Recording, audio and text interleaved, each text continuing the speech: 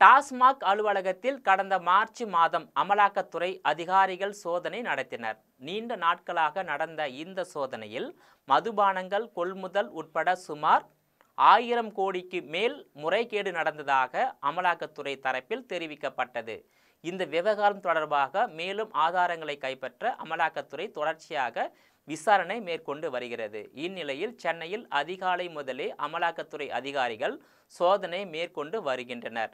டாஸ்மாக் அதிகாரிகள் வீடுகள் மட்டுமல்லாமல் அது சார்ந்த தொழில் செய்வோர் ஒப்பந்ததாரர்கள் வீடுகளிலும் சோதனை நடத்தப்பட்டு வருகிறது. அந்த வகையில் தேனாம்பேட்டையில் உள்ள பிரபல சினிமா தயாரிப்பாளரான ஆகாஷ் பாஸ்கரன் வீட்டிலும் அமலாக்கத்துறை சோதனை நடத்தியது. அவரின் அடுக்குமாடி குடியிருப்பில் 5 அமலாக்கத்துறை அதிகாரிகள் சோதனை செய்தனர்.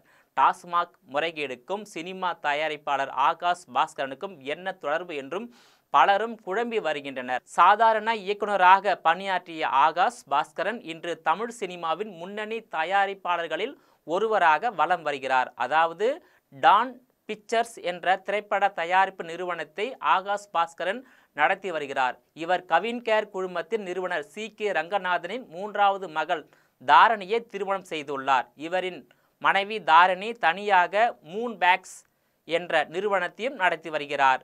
இயக்குனர் விக்னேஷ் சிவனிடம் நானும் ரவுடிதான் படத்தில் உதவி இயக்குநராக பணியாற்றியவர் ஆகாஷ் பாஸ்கரன். அதன்பின் சில படங்களில் உதவி இயக்குநராக பணியாற்றிய அவர் தனுஷ் இயக்கி வரும் இட்லி கடை திரைப்படத்தை தயாரித்துள்ளார். இதனைத் தொடர்ந்து சிவகார்த்திகேயன் சுதா கொங்கரா கூட்டணியில் உருவாகி வரும் பராசக்தி திரைப்படம், சிம்புவின் 49வது திரைப்படம் ஆகியவற்றை தயாரித்து வருவதோடு இதயம் முரளி என்ற படத்தையும் இயக்கி வருகிறார். ஒரே நேரத்தில் இத்தனை படங்களை தயாரித்து வருவது தமிழ் சினிமாவின் உச்ச நட்சத்திரங்களையே திரும்பி பார்க்க வைத்துள்ளது என்றே சொல்லலாம். அதேபோல் கடந்த ஆண்டு நடைபெற்ற ஆகாஷ் பாஸ்கரனின் திருமணத்தில் தமிழக முதல்வர் MK ஸ்டாலின், முதல்வரின் மனைவி துர்கா ஸ்டாலின், துணை முதலமைச்சர் உதயநிதி ஸ்டாலின், அமைச்சர் அன்பில் மகேஷ் பொய்யாமொழி என ஏராளமானோர் பங்கேற்றனர். ஆகாஷ் பாஸ்கரனுக்கும் திமுக குடும்பத்தினருக்கும் இடையில் என்ன சம்பந்தம் என்று தேடி வந்தனர். இந்த நிலையில் ஆகாஷ் பாஸ்கரன் வீட்டில் அமலாக்கத்துறை சோதனை நடத்தியதில் பல்வேறு குழப்பங்களை ஏற்படுத்தி உள்ளது. இதனால் ஆகாஷ் பாஸ்கரன் மற்றும் உதயநிதி ஸ்டாலின் இடையே சினிமா ரீதியிலான தொடர்பு உள்ளதா என்றும் கேள்விகள் எழுந்துள்ளது. ஏனென்றால் கருணாநிதி வசனம் எழுதிய பிரபல திரைப்படமான பராசக்தி படத்தின் தலைப்பு ஆகாஷ் பாஸ்கரனுக்கு தான் அளிக்கப்பட்டு உள்ளது. அந்த தலைப்புக்கு ஏராளமான எதிர்ப்பு வந்த போதும் திமுக தரப்பில் பெரிய எதிர்ப்புகள் அளிக்கப்படவில்லை.